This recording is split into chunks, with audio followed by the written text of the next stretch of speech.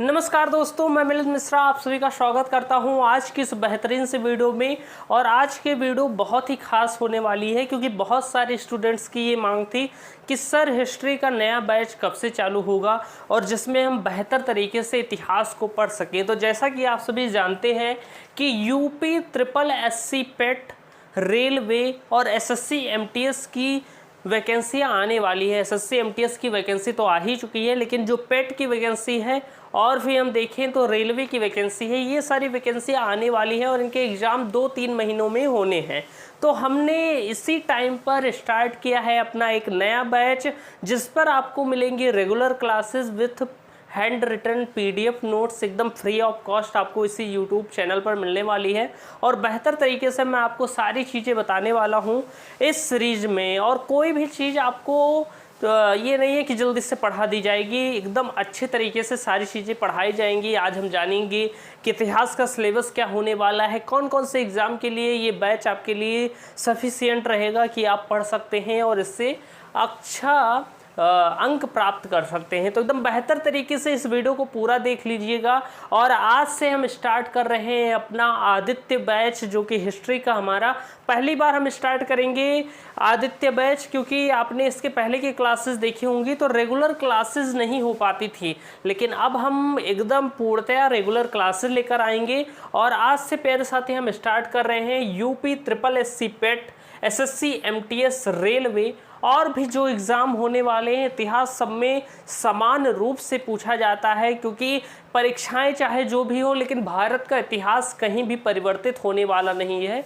तो आप अगर SSC CGL, CHSL, CPU, GD जैसे एग्ज़ाम की भी तैयारी कर रहे हैं तो इस सीरीज को पूरा आप देख सकते हैं, आपको बहुत ज़्यादा फ़ायदा देगी ये सीरीज। अगर हम बात करें तो हमारे इस बैच का नाम है आदित्य बैच और इसकी क्लास नंबर 1 है। आज हम डिस्कस करेंगे सिलेबस के बारे में और बहुत सारी चीज़ें जानने वाले हैं। तो यहाँ पर मैं लिख देता हूँ कि ये जो एक नई शुरुआत है आप जानते होंगे, और ये नई शुरुआत है आदित्य बैच के रूप में। ये आपका हिस्ट्री का स्पेशल बैच है और इसे मैं लेकर आ रहा हूँ और आगे चलकर आपको और भी सब्जेक्ट्स के आदित्य बैच देखने को मिलेंगे। तो बेहतर तरीके से हम सारी चीज़ें यहाँ पर समझने वाले हैं। प्यारे साथी, आप सभी जानते हैं कि यूपी ट्रिपल एससी पेट और एसएससी एमटीएस, रेलवे के जो एग्ज़ाम्स हैं इसका नोटिफिकेशन जल्द ही आने वाला है। इसके फॉर्म फिलिंग हो रहे हैं एसएससी एमटीएस के, और रेलवे की भी कई वैकेंसियाँ आ चुकी हैं और कई आने वाली हैं। तो हम इन सबको मद्देनज़र रखते हुए इस बैच को लाए हैं। अगर हम बात करें तो आप देखेंगे सब में लगभग बराबर सिलेबस है। चाहे हम पेट की बात करें, पेट में इतिहास पूछा जाता है, लेकिन पढ़ना उतना हमें पढ़ता ही है। एसएससी एमटीएस में भी इतिहास पूछा जाता है और सब में लगभग समान सिलेबस है। तो अगर हम बात करें कि आखिर क्या क्या चीज़ हम पढ़ने वाले हैं इस बैच के अंतर्गत, तो कौन कौन से चैप्टर हम कवर करेंगे, तो उन सब के बारे में चलिए जान लेते हैं। तो अगर हम सिलेबस देखें तो सिलेबस आप देखेंगे, आप जानते हैं कि हमारा इतिहास 3 भागों में है। पहला हम प्राचीन भारत पढ़ते हैं, फिर मध्यकालीन भारत पढ़ते हैं और फिर आधुनिक भारत पढ़ते हैं। इस तरह हम इतिहास को पढ़ते हैं 3 भागों में विभाजित कर कर समय के अनुसार से। जो सबसे पुराना इतिहास है उसे हम प्राचीन भारत कहते हैं।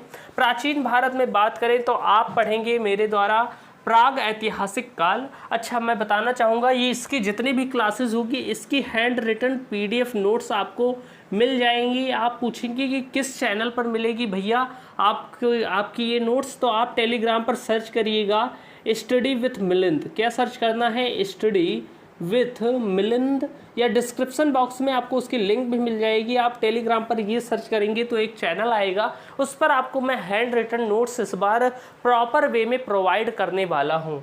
अगर हम बात करें तो पहला चैप्टर प्राचीन भारत में हम प्राग ऐतिहासिक काल पढ़ेंगे, फिर हम पढ़ने वाले हैं दूसरा चैप्टर सिंधु घाटी सभ्यता, फिर वैदिक काल पढ़ेंगे, बौद्ध धर्म, जैन धर्म पढ़ने वाले हैं। इसके बाद हम महाजनपद काल पढ़ेंगे, जिसमें जनपदों के बारे में हम जानने वाले हैं और इसमें कई वंश पढ़ेंगे, जैसे कि हर्यक वंश हो गया, शिशुनाग वंश हो गया, नंद वंश हो गया। अच्छा, क्या सारे सीक्वेंस ऐसे ही रहेंगे? मैं कोशिश करूंगा इसी सीक्वेंस में आपको पढ़ाया जाए, लेकिन 1-2 चैप्टर का ये भी हो सकता है कि बौद्ध धर्म पहले पढ़ा दिया, जैन धर्म बाद में पढ़ाया, या ये दोनों चैप्टर बाद में पढ़ा दिए महाजनपद काल के। तो थोड़ा चेंजिंग हो सकता है, लेकिन चैप्टर आपको इतने ही पढ़ने हैं। मैं सारे चैप्टर पढ़ाने वाला हूँ। हाँ, क्रम में थोड़ा चेंज चाहे हो जाए, नहीं तो मैं कोशिश करूँगा सब सीक्वेंस से ही पढ़ाऊँ।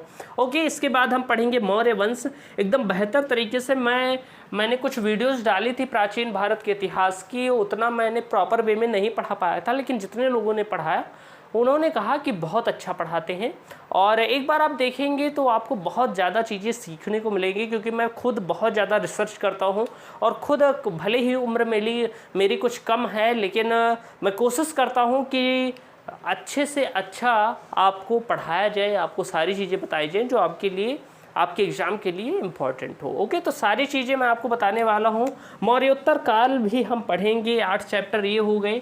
फिर उसके बाद हम गुप्त काल पढ़ेंगे, गुप्तोत्तर काल या जिसे हम उत्तर गुप्त काल भी कहते हैं। इसके बाद हम राजपूत वंश को पढ़ेंगे और संगम काल को पढ़ेंगे। ये सिलेबस आप नोट कर लीजिएगा, कोई भी एग्ज़ाम की तैयारी करिए तो सिलेबस ज़रूर नोट कर लिया कीजिए। इतने सिलेबस आप कंप्लीट कर लेंगे ना तो इतिहास आपको दोबारा फिर से नहीं पढ़ना पड़ेगा, चाहे जो एग्ज़ाम हो, चाहे वो सीजीएल का हो, चाहे सीएचएसएल का हो, चाहे वो पेट का एग्ज़ाम हो, चाहे रेलवे का कोई एग्ज़ाम हो और चाहे एसएससी एमटीएस का हो, फिर दोबारा आपको नहीं पढ़ना पड़ेगा। ओके, इसके बाद हम संगम काल, और यहाँ पर 12 चैप्टर पढ़ने के बाद हमारा प्राचीन भारत का इतिहास खत्म हो जाएगा। अब क्या ये सारे चैप्टर हैं, ये यूनिट वाइज में बटे हुए हैं। जैसे कि कुछ चैप्टर इसमें छोटे छोटे हैं, वो तो एक एक दो वीडियो में खत्म हो जाएंगे, लेकिन आप देखेंगे जो मौर्य वंश है, मौर्य वंश लगभग 3 लेक्चर में चलेगा। तो आप ऐसा मत सोचिए कि 12 ही क्लास में ये खत्म हो जाएगा प्राचीन भारत। तो लगभग मुझे लगता है कि 20 से 22 क्लास में आपका प्राचीन भारत खत्म होगा, क्योंकि बेहतर तरीके से मैं आपको सारी चीज़ें बताने वाला हूं। तो 20 क्लास आप मान लीजिए, इतने में मैं कोशिश करूंगा कि आपका प्राचीन भारत एकदम अच्छे से कंप्लीट हो जाए। क्योंकि मौर्य वंश में आप देखेंगे तो चंद्रगुप्त मौर्य, अशोक, बिंबिसार, इन सब के बारे में पढ़ना है। तो ये काफ़ी बड़ा चैप्टर है, सिर्फ लिखा है मौर्य वंश। ऐसे ही मौर्योत्तर काल की बात करें तो इसमें भी कई वंश आएंगे, शुंग वंश हो गया, कर्ण वंश हो गया, तो इन सब के बारे में हम पढ़ने वाले हैं। ओके, तो ये यूनिट वाइज में लिखा हुआ है। कई चैप्टर्स में कई पॉइंट ऐसे हैं जिसमें कई चैप्टर आ जाते हैं, जैसे मौर्य वंश हो गया, मौर्योत्तर काल हो गया, गुप्तोत्तर काल हो गया। तो ये सारी चीज़ें, इसमें हर्षवर्धन के बारे में भी हम पढ़ेंगे गुप्तोत्तर काल में। अब इसके बाद हमारा मध्यकालीन भारत आएगा। एक पेज ले लीजिए, उसमें लिख लीजिएगा सारा सिलेबस, कि आपको पता रहे कि क्या क्या पूछा जाता है गवर्नमेंट एग्जाम्स में। ओके, ये सभी एग्जाम्स के लिए इंपॉर्टेंट है। तो मध्यकालीन भारत में आप देखेंगे तो अरब का आक्रमण, अगर आपको जल्दी कवर करना होगा तो मैंने यहाँ तक तुगलक वंश तक पढ़ा दिया है पिछली बारी सीरीज में, और अब मैं इसमें भी अच्छे तरीके से पढ़ाना चाहूँगा। लेकिन अगर आप चाहते हैं कि मध्यकालीन भारत मैं साथ में कवर करूँ तो आप वो भी सीरीज देख सकते हैं। उसमें मैंने पढ़ा दिया था अरब आक्रमण, तुर्की आक्रमण। तो हम इसे दोबारा कवर करेंगे, ये नहीं कि वही सीरीज हम दोबारा पढ़ेंगे, नहीं। क्या करने वाले हैं कि इसे मैं फिर से आपको पढ़ाऊंगा। गुलाम वंश भी आपको पढ़ाऊंगा, खिलजी वंश पढ़ाऊंगा, तुगलक वंश पढ़ाऊंगा, सैयद वंश, लोदी वंश और विजयनगर साम्राज्य को पढ़ेंगे, बहमनी साम्राज्य को पढ़ेंगे, मुगल साम्राज्य को पढ़ेंगे और उत्तरी मुगल साम्राज्य, उत्तर मुगल साम्राज्य को पढ़ेंगे कि मुगल के बाद कौन कौन से शासक हुए, उनके बारे में भी हम पढ़ने वाले हैं।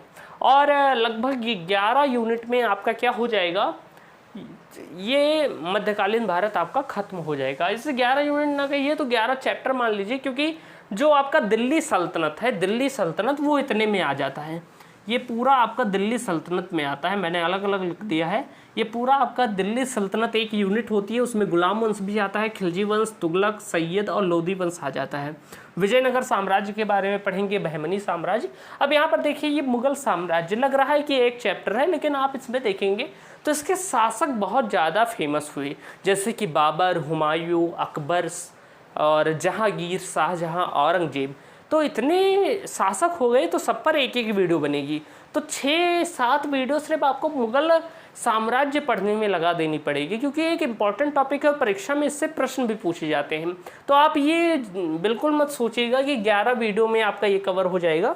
कोशिश करूंगा कि इसे भी मैं 20 से 21 वीडियो में कवर अप कर दूं, मध्यकालीन भारत को भी।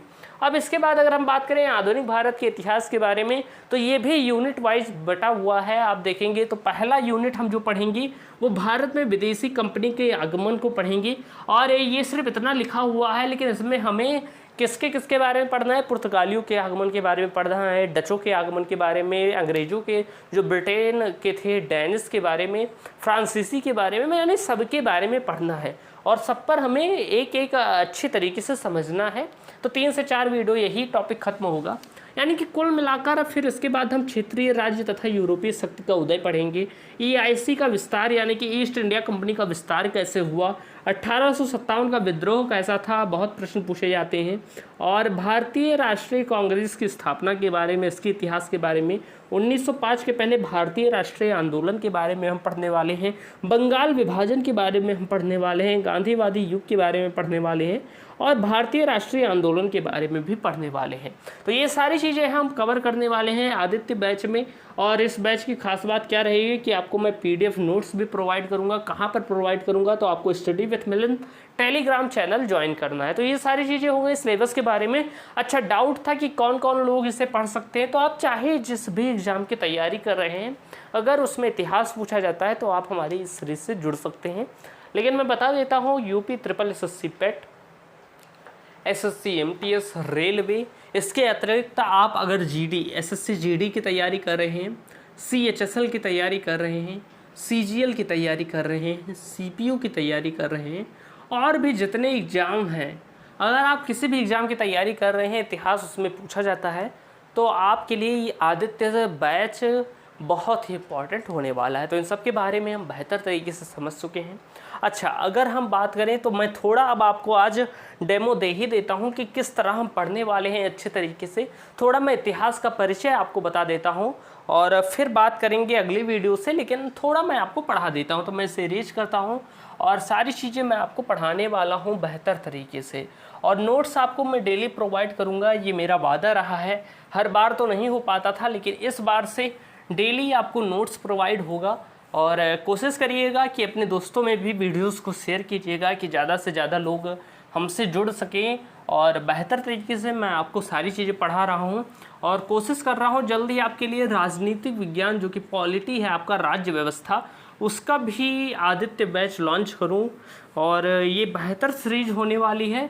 आप सभी जानते होंगे कि आदित्य किसका पर्यायवाची होता है, तो आदित्य भगवान सूर्य का पर्यायवाची है, यानी कि आदित्य मिस भगवान सूर्य देव ही होता है। तो जैसे सूर्य के प्रकाश चारों दिशाओं में फैलती है ना, वैसे ही हम इस बैच को चारों दिशाओं में फैलाएंगे और अपने ज्ञान को भी चारों दिशाओं में फैलाएंगे। बेहतर तरीके से सारी चीज़ें समझने वाले हैं। तो आप तैयार हो जाइए। अब हम शुरुआत करते हैं। थोड़े से 1-2 टॉपिक आज मैं आपको पढ़ा देता हूँ इतिहास के बारे में। तो चलिए, बैच की शुरुआत तो हो गई। हिस्ट्री का बैच है।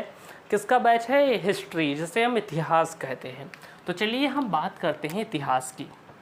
किसकी? हिस्ट्री की। हिस्ट्री जिसे हिंदी में हम क्या कहते हैं? इतिहास कहते हैं। बेहतर तरीके से मैं सारी चीज़ें आपको बताऊंगा। थोड़ा 2 मिनट रुकिए, पानी पी लेता हूँ और फिर शुरुआत करते हैं इस क्लास की बेहतर तरीके से।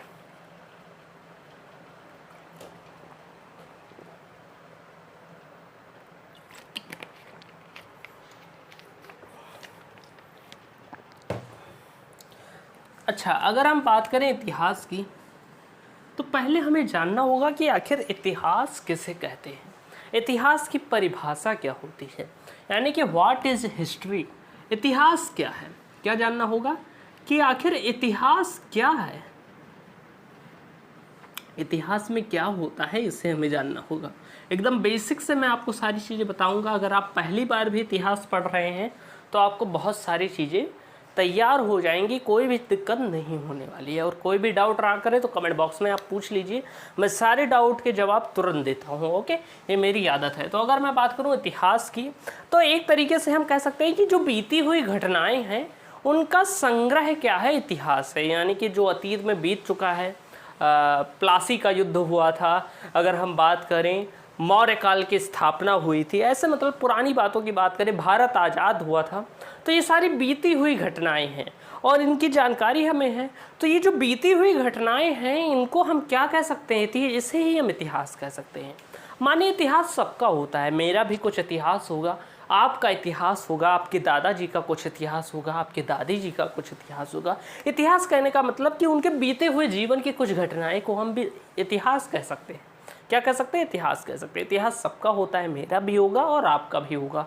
आपने कुछ घटनाएं पीछे देखी होंगी, तो जैसे वो मेरा इतिहास हो जाएगा, वो आपका इतिहास हो जाएगा।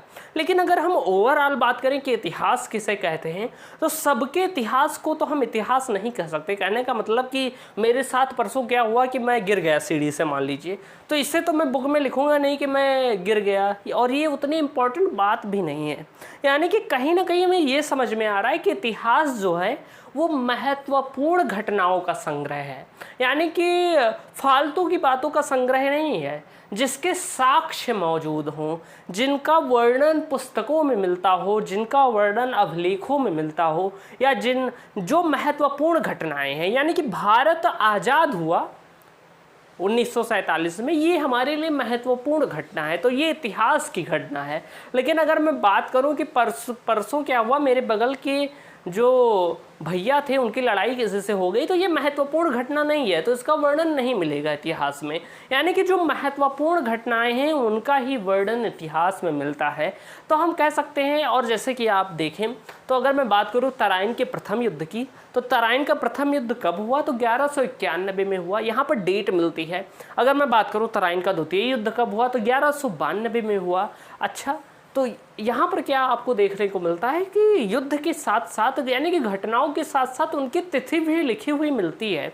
यानी कि अगर हम ओवरऑल बात करें कि इतिहास किसे कहते हैं, तो आप सुनेंगे कि इतिहास क्या है। अगर आपसे कोई पूछे तो आप कहेंगे कि बीती हुई घटनाओं का क्रमबद्ध तथा तिथिवार वर्णन ही इतिहास है। क्रमबद्ध कैसे, कि प्राचीन इतिहास पहले हमने पढ़ा, फिर मध्यकालीन आया और फिर आधुनिक आया, यानी कि धीरे धीरे क्रम से चीज़ें हो रही हैं। ये नहीं कि लगातार सारी चीज़ें उल्टा सीधा हो रही हैं, क्रम से हम पढ़ते हुए आते हैं। प्राचीन भारत पढ़े, फिर धीरे धीरे रिलेट करते हुए मध्यकालीन में आए, और फिर वैसे आधुनिक में आए, यानी कि क्रम से सारी चीज़ों को व्यवस्थित करना। तो हम कह सकते हैं कि बीती हुई महत्वपूर्ण घटनाओं का क्रमबद्ध तथा तिथिवार वर्णन ही इतिहास है। तो अगर आपसे कोई पूछे कि इतिहास की परिभाषा क्या होगी, तो एक ही सटीक परिभाषा है कि बीती हुई महत्वपूर्ण, लिखिएगा, बीती हुई महत्वपूर्ण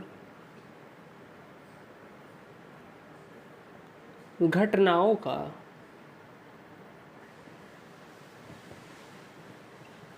क्रमबद्ध तथा तिथिवार वर्णन ही, तिथिवार वर्णन ही क्या है, इतिहास कहलाता है। इतिहास कहलाता है।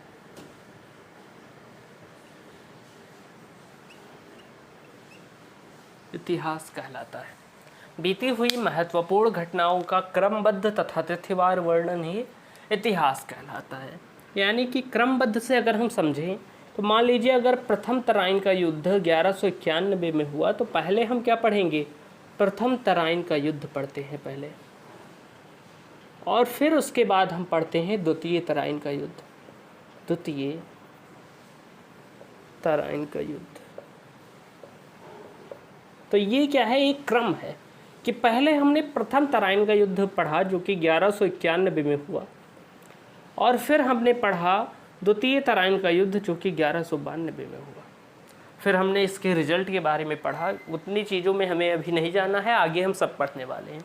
तो कहने का मतलब कि एक क्रम है, पहले हमने प्रथम तराइन का युद्ध पढ़ा, फिर द्वितीय यानी कि तराइन का दूसरा युद्ध पढ़ा, और तिथिवार वर्णन, क्योंकि युद्ध के साथ हमें ये भी डेट भी मिलती है, तो हम इसे तिथिवार वर्णन भी कह सकते हैं। और यही क्या है, इतिहास है। ओके, तो आई होप आप समझ गए होंगे कि आखिर इतिहास क्या है। इसे मैंने समझाने के लिए लिखा है, आप इसे मन नोट करिएगा। सिर्फ आप ये परिभाषा लिख लीजिएगा कि इतिहास किसे कहते हैं। अच्छा, परीक्षा में प्रश्न पूछा जाता है कि इतिहास का जनक कौन है, इतिहास का जनक कौन है, तो आप लिखेंगे कि ये जो इतिहास है इनके जनक कौन है, इनके जनक कौन है, आखिर फादर ऑफ हिस्ट्री कौन है, father of history, father of history कौन है। फादर ऑफ हिस्ट्री की बात करें, अच्छा मैं कोशिश करूंगा कि इंग्लिश में भी आपको सारी चीज़ें लिखने की कोशिश करूं। ओके, तो मैं कोशिश करने वाला हूं इस वाले बैच में कि हिंदी के साथ साथ मैं आपको इंग्लिश भी लिखते हुए चलता चलूं। ओके, तो मैं कोशिश करूंगा, पूरा प्रयास करूंगा, क्योंकि बहुत सारे मेरे दोस्त कहते हैं कि भैया इंग्लिश में भी लिख दिया कीजिए, तो मैं कोशिश करूँगा। ओके, तो अगर मैं बात करूँ कि इतिहास का जनक किसे माना जाता है, तो इतिहास का जनक माना जाता है हेरोडोटस को। हेरोडोट्स भी कह सकते हैं या डोटस,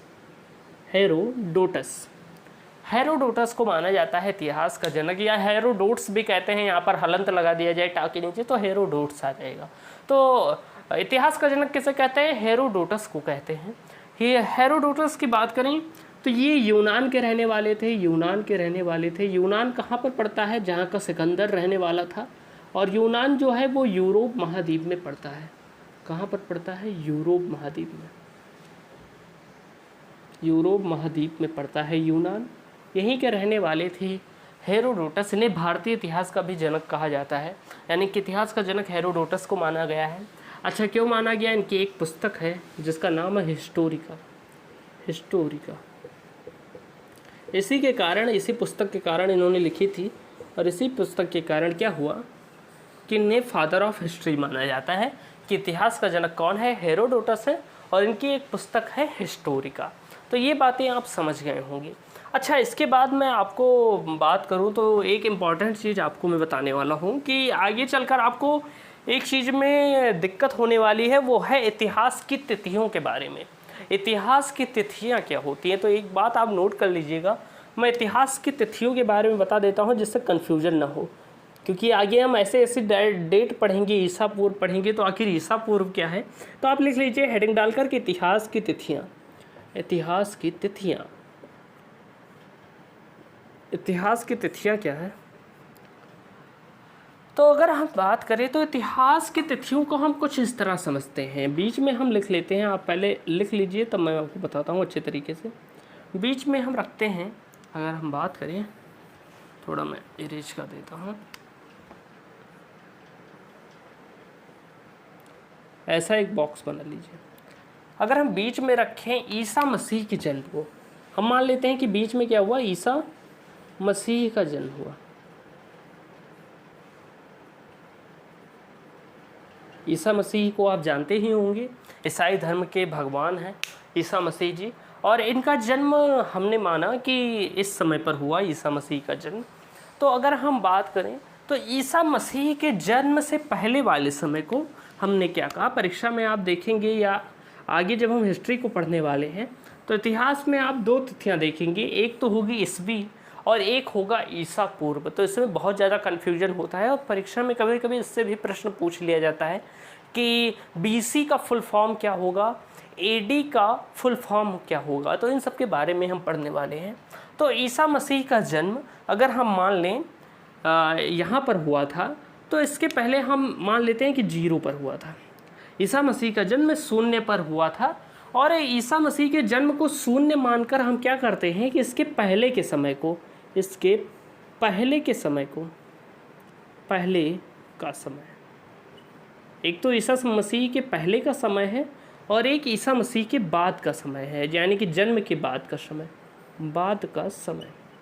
एक तो ईसा मसीह के जन्म के पहले का समय है और एक ईसा मसीह के जन्म के बाद का समय है। और हमने बेस किसे माना है? ईसा मसीह के जन्म को बेस माना है इतिहास में। ओके, तो अगर हम बात करें कि ईसा मसीह के जन्म के पहले वाला समय क्या था, तो ईसा मसीह के जन्म के पहले के समय को हम क्या कहते हैं? बीसी कहते हैं। क्या कहते हैं? पहले के समय को हम बीसी कहते हैं। अब बीसी कैसे? जैसे कि आप देखेंगे कि इनके पहले समय को हम मान लेते हैं कि जैसे ये 300 बीसी हो गया, मतलब अगर हम 300 ईसा पूर्व की बात करें तो 300 ईसा पूर्व, और यहाँ पर अगर हम बात करें तो अगर हम यहाँ पर बात करें 600 ईस्वी, और आगे के समय को एडी कहते हैं। यानी पिछले समय को बीसी कहा गया, बाद के समय को एडी कहा गया। यानी कि ईसा मसीह के जन्म के पहले का जो समय है उसे बीसी कहेंगे। बीसी को हिंदी में ईसा पूर्व कहते हैं। क्या कहते हैं? तो आप लिखिएगा कि इसे ईसा पूर्व कहते हैं, ईसा पूर्व कहते हैं। और अगर हम बात करें इसे, तो इसे हम ईस्वी कहते हैं। तो ये बातें आप ध्यान रखिएगा। जो BC है, ईसा पूर्व है, इसे हम बिफोर क्राइस्ट कहते हैं। इसका फुल फॉर्म परीक्षा में पूछा जाता है, तो इसे बिफोर क्राइस्ट कहते हैं। और अगर हम AD की बात करें तो इसे एनो डोमिनी कहते हैं, एनो डोमिनी, यानी कि ईस्वी को हम कहेंगे एनो डोमिनी और बिफोर क्राइस्ट को हम कहेंगे, क्या कहेंगे, तो इसे हम कहेंगे ईसा पूर्व। ओके, तो ये बातें आप समझ गए होंगे। अच्छा, ये थोड़ा उल्टा चलता था, जैसे कि पहले आएगा 300 BC, उसके बाद आएगा 299 BC। कहने का मतलब कि ये उल्टा चलता था। जैसे आप देखेंगे कि एक ईस्वी है, मान लीजिए आज 2024 चल रहा है, तो 2024 के बाद क्या आएगा, 2025 आएगा। लेकिन ईसा पूर्व में क्या होता है कि अगर 300 BC चल रहा है तो इसके बाद 301 नहीं आएगा, इसके बाद 299 BC आएगा। ओके, तो ये बात रहती है। तो ये बात आप समझ जाइएगा कि ये हमेशा उल्टा चलता है, क्योंकि जीरो के पहले का जो समय है वो उल्टा चलता है। 300 BC पहले आएगा, उसके बाद आएगा 299 BC, फिर 298, फिर 297 BC। तो ये सारी चीज़ें आप समझ गए होंगे, मैंने समझाने की पूरी कोशिश की है। तो ये चीज़ें तिथि जब आएगी तो मैं आपको समझा दूंगा, लेकिन यहाँ मैंने आपको बता दिया है अच्छे तरीके से। तो ये सारी चीज़ें हो गई। अब हम बात कर लेते हैं इतिहास के वर्गीकरण के बारे में, क्योंकि हमारा जो थंबनेल है उसमें मैंने लिख दिया है कि इतिहास का वर्गीकरण हम आज समझने वाले हैं, तो हम उसे पढ़ेंगे आज ही। ओके, तो हम थोड़ा 2-3 मिनट की और वीडियो बची है। आज ओरिएंटेशन क्लास आप मान लीजिए, इससे बेहतर तरीके से मैं आपको सारी चीज़ें समझा रहा हूँ। हर एक पॉइंट मैं लिखकर भी बताऊँगा, ये नहीं कि बोल बोल कर, हर चीज़ एक्सप्लेन भी करूँगा प्रॉपर वे में, और आपको सारी चीज़ें मैं यहाँ पर लिखकर भी बताने वाला हूँ। तो डोंट वरी, और आपको PDF नोट्स भी मिल जाएंगे आदित्य बैच में। खूब सारा प्यार चाहिए आप सभी को, अपने दोस्तों में भी शेयर कर दीजिएगा। अच्छा, अगर मैं बात करूँ इतिहास की, इतिहास जिसे हम हिस्ट्री कहते हैं, इस बार वाली बैच में क्या खास बात है कि मैंने अपने आप को बहुत ज़्यादा इम्प्रूव किया है और बहुत ही बेहतर तरीके से आपको समझाने की अब और भी कोशिश करूँगा। तब मैं थोड़ा नया नया था, लेकिन अब मैं बेहतर तरीके से समझाने वाला हूँ, क्योंकि पिछली बार वाला जो बैच था उतना प्रॉपर वे में नहीं चला था। और क्या था कि उसे मैंने मौर्य काल तक ही पढ़ाया था, चंद्रगुप्त मौर्य तक, और उसके बाद मैं वीडियोस नहीं बना पाया था किसी कारण से। लेकिन अब जो होगा प्रॉपर वे में होगा और बेहतर तरीके से होगा। ओके, तो अगर हम इतिहास की बात करें, हिस्ट्री जिसे हम कहते हैं, इसे हम 3 भागों में बांटते हैं। 3 भागों में इतिहास का वर्गीकरण करा गया है। परीक्षा में इनसे भी प्रश्न बन सकता है, तो मैं आपको सारी चीज़ें बताते हुए चलूँगा। इतिहास को 3 भागों में बांटा गया है। अब वो 3 भाग कौन कौन से हैं उन्हें हमें जानना होगा कि आखिर वो 3 भाग कौन कौन से हैं जो इतिहास को 3 भागों में बांटा गया है। तो इतिहास को 3 भागों में बांटा गया है। पहला प्राग ऐतिहासिक काल, दूसरा आद्य ऐतिहासिक काल, तीसरा ऐतिहासिक काल। तो आप लिखेंगे पहला जो काल है उसे हम कहते हैं प्राग ऐतिहासिक काल। प्राग ऐतिहासिक काल, काल। अभी हम समझेंगे आखिर ये क्या होता है प्राग ऐतिहासिक काल, जिसे हम क्या कहते हैं, जिसे हम प्री हिस्टोरिक पीरियड कहते हैं। Pre historic period. ओके, इसके बाद अगर हम बात करें दूसरा, तो वो है आद्य ऐतिहासिक काल। आद्य ऐतिहासिक काल, हासिक काल। इस काल को हम कहते हैं semi historic period. Semi historic period, historic period. अच्छा, इसके बाद वाले काल की बात करें तो वो है ऐतिहासिक काल। ऐतिहासिक काल, ऐतिहासिक काल। और इस वाले समय को हम कहते हैं हिस्टोरिक पीरियड। Historic period. तो इतिहास का वर्गीकरण 3 भागों में किया गया है। पहला है प्राग ऐतिहासिक काल, दूसरा आद्य ऐतिहासिक काल, तीसरा ऐतिहासिक काल। इसके बारे में हम आज पढ़ने वाले हैं। प्राग ऐतिहासिक काल किसे कहते हैं? तो ऐसा काल जिस समय मनुष्य को लिपि का ज्ञान नहीं था, न भाषा का ज्ञान था, ऐसे काल को हम क्या कहते हैं? प्राग ऐतिहासिक काल कहते हैं। तो आप लिखिएगा प्राग ऐतिहासिक काल में कि ऐसा काल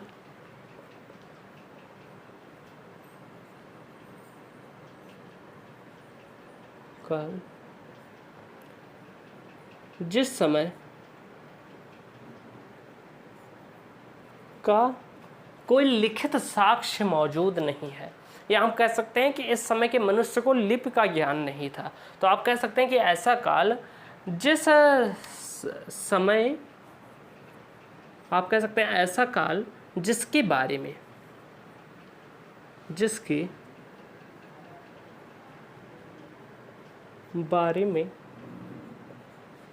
लिखित साक्ष्य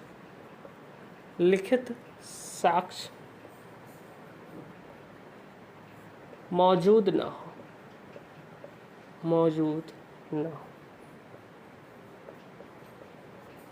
यानी कि ऐसा काल जिसके विषय में लिखित साक्ष्य मौजूद नहीं है उसे हम प्राग ऐतिहासिक काल कहते हैं। अब लिखित साक्ष्य मौजूद नहीं है, इसका कहीं ना कहीं ये भी मतलब है कि इस काल के मनुष्यों को लिपि का ज्ञान नहीं था। तो आप कह सकते हैं कि इस काल के जो मनुष्य थे उन्हें लिपि का ज्ञान नहीं था, ना ही लिपि का ज्ञान था। और तो लिपि का ज्ञान नहीं था, तो इसके जब लिपि का ज्ञान नहीं था तो उन्होंने कुछ लिखा नहीं और हमें कुछ मिला नहीं, तो हम प्राग ऐतिहासिक काल के बारे में हमें कोई लिखित साक्ष्य मौजूद ही नहीं है, ये हम कह सकते हैं।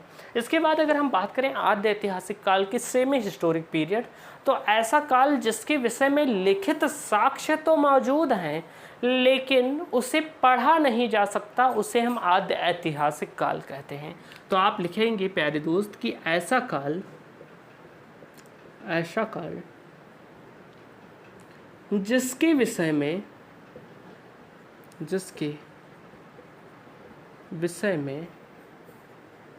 लिखित साक्ष्य मौजूद हैं, लिखित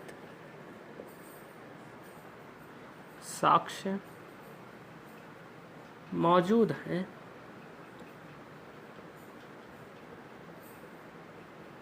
परंतु उसे पढ़ा नहीं जा सकता,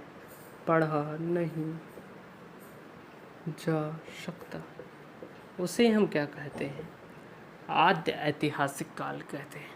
आद्य ऐतिहासिक काल कहते हैं। अभी हम इसके एग्जाम्पल के बारे में भी जान सकते हैं, अभी हम जानेंगे। तो अगर हम बात करें आद्य ऐतिहासिक काल की, तो इस समय के मानव को लिपि का ज्ञान था। जो मानव थे वो लिपि का ज्ञान था, उन्हें लिखने की कला आती थी, भाषा का अच्छे से ज्ञान था, तो उन्होंने लिखा। लेकिन उन्होंने क्या लिखा वो हमें नहीं पता चला। उन्होंने क्या लिखा उसे हम क्या नहीं कर पाए, उसे हम पढ़ नहीं पाए। मैंने यहाँ पर लिखा है कि ऐसा काल जिसके विषय में लिखित साक्ष्य तो मौजूद है, लेकिन वो पता नहीं क्या लिख कर गए हैं कि हम उसे पढ़ ही नहीं पाए, हम उसे समझ ही नहीं पा रहे हैं, उसे हम डिकोड नहीं कर पा रहे हैं कि आखिर लिखा क्या हुआ है, उसे हम समझ नहीं पा रहे हैं। तो ऐसा काल आद्य ऐतिहासिक काल कहलाता है। अगर हम बात करें ऐतिहासिक काल की, जिसे हमें विशेष रूप से पढ़ना है, आगे की 2-3 कक्षाओं में हम इसे कंप्लीट कर लेंगे, फिर उसके बाद हमें यही पढ़ना है ऐतिहासिक काल को, जो महत्वपूर्ण है। और अगर हम बात करें ऐतिहासिक काल की, तो आप लिखेंगे ऐसा काल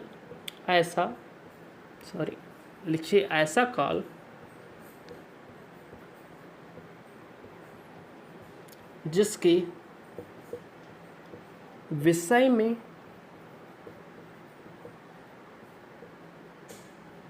लिखित साक्ष्य भी मौजूद हैं, लिखित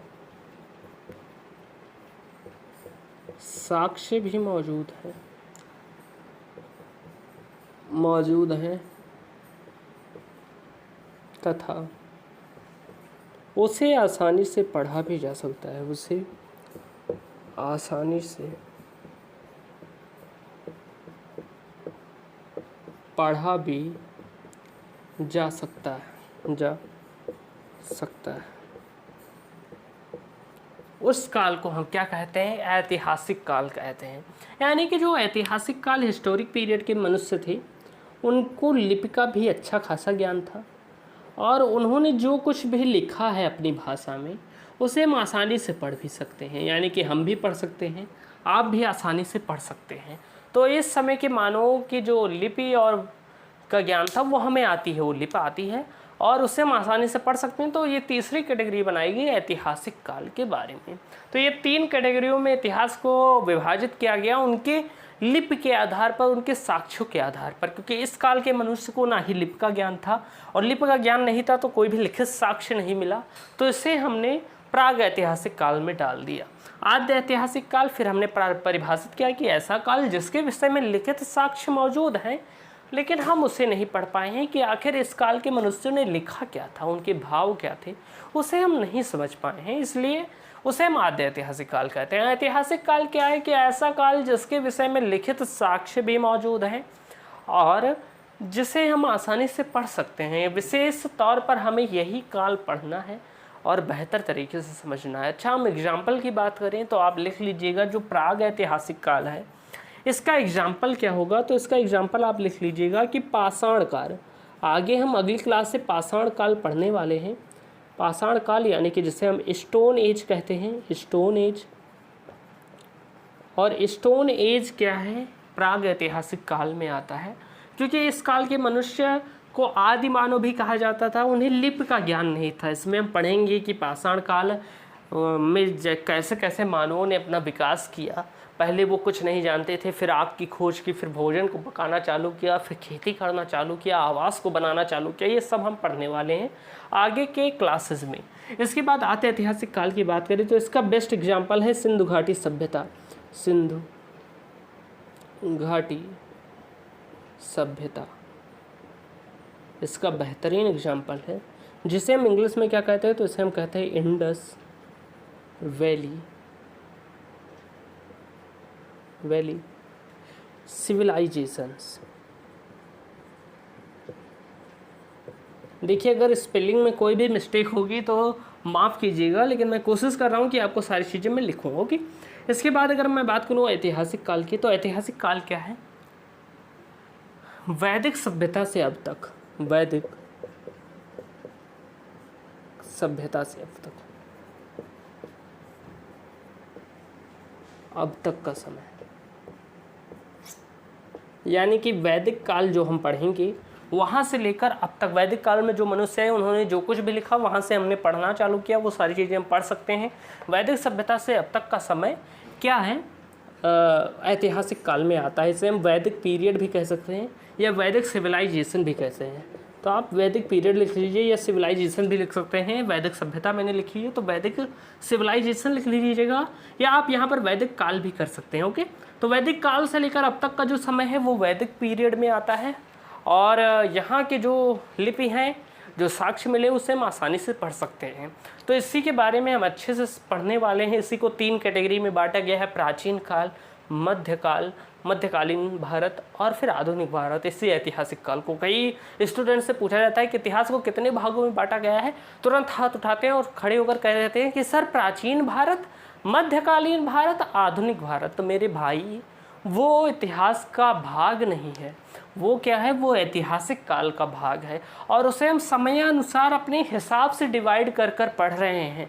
जैसे आज के लिए मेरा आधुनिक काल ये है, लेकिन 200 साल बाद क्या होगा कि उनके लिए वो वाला आधुनिक काल होगा और ये हो जाएगा मध्यकाल। ये मैंने यानी कि हम सभी ने समझने के लिए डिवाइड किया है, तो वो ऐतिहासिक काल में आता है। जब भी आपसे कोई पूछे कि इतिहास को कितने भागों में बांटा गया है, तो 3 भाग हैं, प्राग ऐतिहासिक काल, प्री हिस्टोरिक पीरियड, आद्य ऐतिहासिक काल, सेमी हिस्टोरिक पीरियड, ऐतिहासिक काल, हिस्टोरिक पीरियड। तो बेहतर तरीके से आप सभी को ये सारी चीज़ें समझ में आई होगी। आज से हम ये नया बैच स्टार्ट कर रहे हैं, आदित्य बैच। आप सभी ज़रूर बताइएगा कि ये वाली क्लास आपको कैसी लगी और मिलते हैं अगली वीडियो में। तब तक के लिए जय हिंद, वंदे मातरम, नमस्कार दोस्तों।